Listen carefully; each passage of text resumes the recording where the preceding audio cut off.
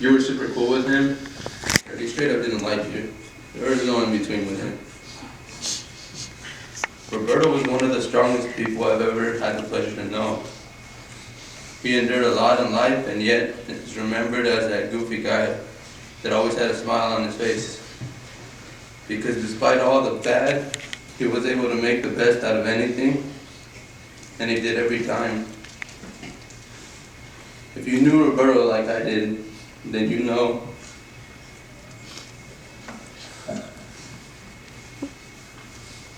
that he was one of the most stubborn people you could ever meet. Well, a lot of that was because he was such a proud person. He'd refuse plates of food even if he was starving. He'd refuse rides even if his destination was miles away. And all because he wanted people to know that he could do anything on his own. Even though he didn't have to. He was a big Chicago Bulls fan, and a big fan of the city itself. He would be on Google for days just looking up facts about Chicago so that when he repped it, he could back it up. I remember one time, well, several times, that him and one of our friends, David, would go argue over and over about Chicago and Cali, comparing them to. Roberto would always get so worked up. Roberto was a lot of things. He was a basketball player, a skateboarder, a graffiti artist, a ladies' man for sure. But above all, he was a family man. Words can't explain the look in his eyes when he would tell me how much he loved his son and daughter.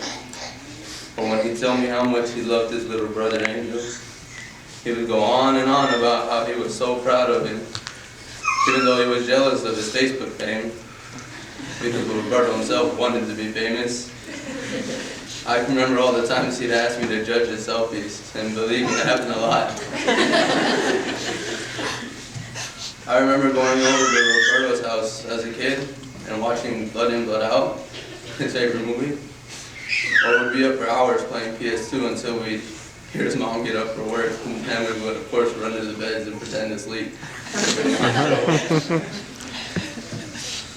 I remember getting into fights with him over the dumbest things, but no matter how serious the situation or how mad at each other, we knew we would be back to normal by the next day. Roberto didn't care about a lot of things, but when he did, he'd do everything he could to protect it.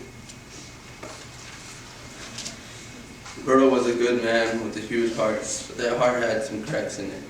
And those cracks kept him from expressing his feelings in the correct way sometimes. But there are a few of us here today that managed to figure him out, that bared with him until the very end. And I know that Roberto lives on in each of you, each of us, in our hearts and in our memories. He was a loving father, a great brother, he was a son, a good cousin, and a true friend. He was always down for anything. He had your back when he could, and was truly sorry when he couldn't. Something I really feel I needed to say is Roberto lived life the way he wanted to. He didn't take orders from anyone, and he never stopped trying. So I hope that everyone in here today can take that home with them. Live life the way you want to live it. Never say you can't do something. Give it your all every day and do the things you want to do. And that, my friends and family, that's how we can honor Roberto and know that he can rest easy knowing each and every one of us will honor his memory. And that's all I have to say.